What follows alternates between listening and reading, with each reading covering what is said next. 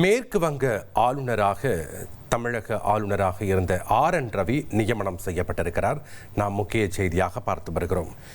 மேற்கு வங்க ஆளுநர் டாக்டர் CV ஆனந்த போஸின் ராஜினாமாவை இந்திய குடியரசுத் தலைவர் ஏற்றுக்கொண்டார். அதன்படி தற்போது பல்வேறு மாநிலங்களுடைய ஆளுநர்கள் மாற்றம் செய்யப்பட்டிருப்பதாக நாம் அண்மை செய்தியை பார்த்து வருகிறோம். தற்போது மேற்கு வங்க ஆளுநராக RN ரவி நியமனம் செய்யப்பட்டிருக்கிறார். அடுத்ததாக கேரள ஆளுநர் ஸ்ரீ ராஜேந்திர விஸ்வநாத் அர்லேக்கருக்கு தமிழக ஆளுநராக கூடுதல் பொறுப்பு வழங்கப்பட்டிருக்கிறது. தமிழக ஆளுநராக தற்போது கேரள ஆளுநராக உள்ள ஸ்ரீ ராஜேந்திர விஸ்வநாத் அர்லேக்கர் கூடுதல் பொறுப்பாக ஏற்றுக்கொண்டிருக்கிறார். நாம் முக்கிய செய்தியை பார்த்து வருகிறோம். மேற்கு வங்க ஆளுநர் CV ஆனந்த போஸின் ராஜினாமாவை ஏற்றிருக்கிறார் குடியரசுத் தலைவர். அதன்படி மேற்கு வங்க ஆளுநராக தற்போது தமிழகத்தின் ஆளுநராக இருந்த RN ரவி நியமனம் செய்யப்பட்டிருக்கிறார்.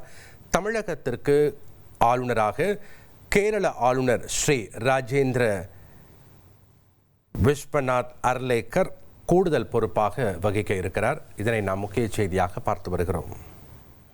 மேற்கு வங்க ஆளுநராக RN ரவி நியமனம் செய்யப்பட்டிருக்கிறார். மேற்கு வங்க ஆளுநர் டாக்டர் CV ஆனந்த போஸின் ராஜினாமாவை இந்திய குடியரசுத் தலைவர் ஏற்றுக்கொண்டதன் அடிப்படையில் தற்போது மேற்கு வங்க ஆளுநராக தமிழகத்தின் ஆளுநராக இருந்த RN ரவி நியமனம் செய்யப்பட்டிருக்கிறார்.